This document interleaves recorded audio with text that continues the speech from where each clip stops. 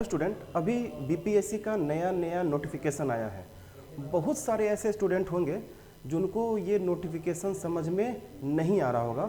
मैं चहल एकेडमी की तरफ से आपको वन बाय वन ये सारे पॉइंट्स को मैं क्लियर कर रहा हूँ, क्या क्या बीपीएससी ने चेंजेस किया है। ठीक है, अगर फिर भी आपको कोई डाउट हो तो कमेंट सेक्शन में आप लिखिएगा, मैं आपको सारे डाउट्स को क्लियर करूँगा। ठीक है, सबसे पहला इन्फॉर्मेशन, सबसे फर्स्ट इन्फॉर्मेशन ये है कि बीपीएससी ने जितने भी क्वेश्चंस आपके प्रीलिम्स में आएंगे वो सारे के सारे प्रीलिम्स क्वेश्चन में नेगेटिव मार्किंग होगा, और वो नेगेटिव मार्किंग 1/4 होगा। 1/4 का मतलब ये होता है, यदि आपका प्रीलिम्स का क्वेश्चन 1 मार्क्स का है तो आपका 0.25 एक चौथाई 0.25 एज ए नेगेटिव मार्क्स आपके डिडक्ट होंगे। इसका मतलब ये हम ये भी बोल सकते हैं कि यदि आपके 4 क्वेश्चंस गलत हो गए तो आपके 1 मार्क्स डिडक्ट हो जाएंगे। ठीक है, तो ये पहला इन्फॉर्मेशन जो फाइनल कर दिया गया है, नेगेटिव मार्क्स। कई दिनों से ये चर्चा हो रहा था कि नेगेटिव मार्क्स कितना होगा। फॉर्म फिलअप करते समय आपसे ये ऑप्शन भी पूछा जा रहा था, आप क्या चाहते हो, तो सभी लोगों ने दिया। उसके अकॉर्डिंग बीपीएससी ने इसको फाइनल कर दिया, लॉक कर दिया, 1/4 नेगेटिव मार्क्स। ठीक है, दूसरा इन्फॉर्मेशन, जो सेकंड इन्फॉर्मेशन है, बीपीएससी मेंस को लेते हैं। याद होगा मैं 2 से 3 मंथ पहले भी आपको मैं बताया था कि बीपीएससी यूपीएससी को फॉलो करने जा रहा है। कुछ लोग होते हैं जो मेरी बातों को समझते हैं, सुनते हैं। हो सकता है कि कुछ लोग ऐसे होंगे जो लगता होगा कि ऐसे ही बोल रहे हैं, बट बीपीएससी रियली में यूपीएससी को फॉलो कर चुका है। अब करेगा नहीं, अब कर चुका है। कैसे, जरा देखते हैं।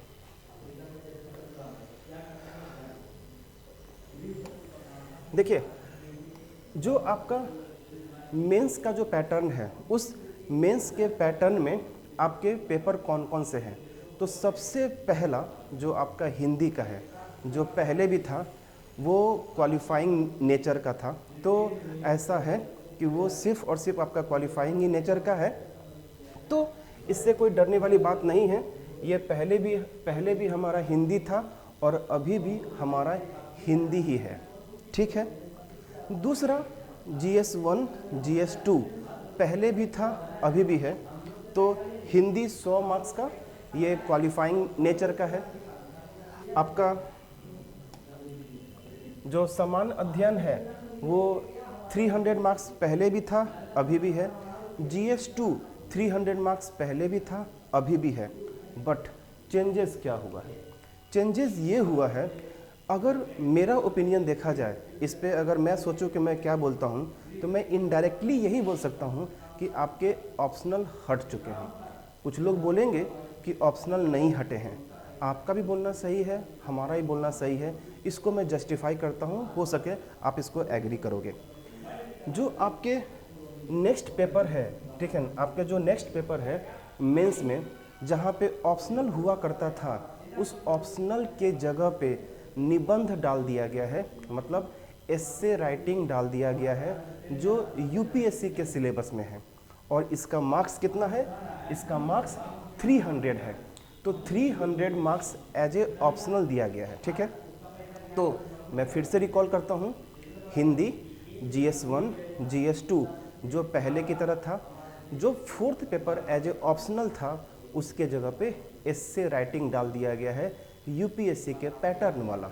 ठीक है, अब इसके बाद डाला गया है 4 से 37, जो बीपीएससी का ओरिजिनल नोटिफिकेशन है उसमें 4 से 37 ऑप्शनल पेपर के बारे में लिखा गया है। तो 4 से 37 जो ऑप्शनल पेपर है, तो ऑप्शनल पेपर पहले भी था लेकिन अभी भी डाला गया है, लेकिन वो MCQ टाइप है, 100 अंक का है, सिर्फ 100 मार्क्स के हैं। लेकिन सबसे इम्पॉर्टेंट क्या है, मैं क्यों बोला हूँ कि ऑप्शनल लगभग हट चुके हैं, इसलिए आप खुद एग्री करोगे। इस प्रकार समान अध्ययन 1, समान अध्ययन 2 और निबंध में प्राप्त अंकों के आधार पर ही मुख्य परीक्षा की मेधा सूची तैयार की जाएगी। इसका मतलब ये हुआ कि जो आपका 4th पेपर है, 4th से लेके 37 तक जो वैकल्पिक विषय हैं 100 मार्क्स के, ठीक है, तो वो आपके क्या है, मेधा सूची में उसका कोई काउंटिंग नहीं है। जब मेधा सूची में काउंटिंग ही नहीं है तो आप कैसे उसको बोल सकते हो कि ये हमारा एज ए ऑप्शनल है। बोल भी सकते हो, नहीं भी बोल सकते हो, जिसमें आपकी खुशी। हम तो उसी को बोलते हैं जिससे आपका मेरिट का मार्क्स बनता है।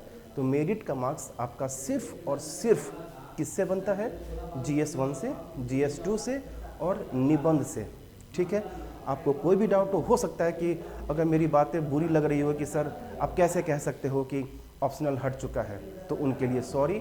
लेकिन अगर आप मेरी बातों को समझ पा रहे होगे कि इसकी मेधा सूची में तो इसका जिक्र ही नहीं है, सिर्फ क्वालिफाइंग नेचर का है, ठीक है, तो आप इसको बात को समझ सकते हो। ठीक है, यूपीएससी का जब एग्ज़ाम आप कोई अगर फिल किए होगे, ठीक है, तो उसमें दो क्वालिफाइंग नेचर के पेपर होते हैं। ठीक है, इम्पोर्टेंट क्या होता है, जैसे आप देखते हो जो प्रीलिम्स का एग्जामिनेशन होता है तो सीसेट जो होता है वो क्वालिफाइंग नेचर का होता है। ठीक है, तो बच्चे जीएस को ज़्यादा प्रेफर करते हैं। ठीक है, सीसेट को प्रेफर नहीं करते हैं। ठीक है, क्वालिफाइंग नेचर है, बच्चे पास करते हैं।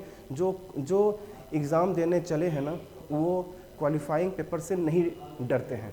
डरते हैं किससे, जिससे मेधा सूची तैयार होती है। तो मेधा सूची आपकी सिर्फ और सिर्फ GS1 से, GS2 से और निबंध से बनेगा।